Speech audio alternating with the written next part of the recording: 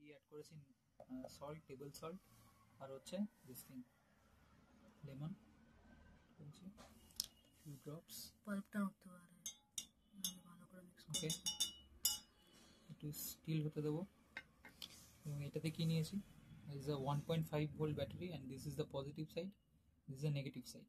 এখান থেকে একটা ওয়্যার কানেক্ট করা হয়েছে, positive, this is the positive and negative.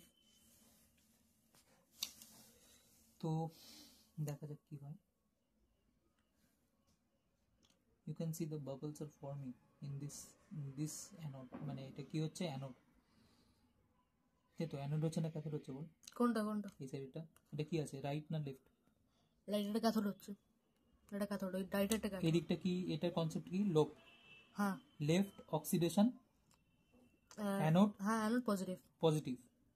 তার মানে এখানে কি ফর্ম করছে দেখ, এখানে যদি তোরা দেখিস এই দিকের বাবলটা কম ফর্ম করছে, এইদিকে বেশি বাবল ফর্ম করছে, আর এইদিকে কম বাবল ফর্ম করছে। তার রিজন হচ্ছে এখানে অক্সিজেন রিলিজ হচ্ছে আর এখানে কি রিলিজ হচ্ছে, হাইড্রোজেন রিলিজ হচ্ছে। আর আমি যেটা নড়াচ্ছি সেখানে কি হচ্ছে, right reduction cathode negative. So that's why if you see, যদি H2O তে দেখিস, H2O তে কি দেখবি, H2O তে দুটো হাইড্রোজেন থাকবে, ওয়্যারটা ব্লক হয়ে যাচ্ছিল, আমি জুম দুটো হাইড্রোজেন থাকবে, আর কটা অক্সিজেন থাকে, একটাই অক্সিজেন থাকে।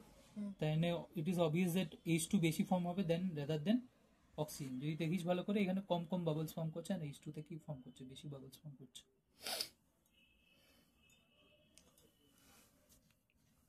স্টার্ট করেছিলিস? আচ্ছা।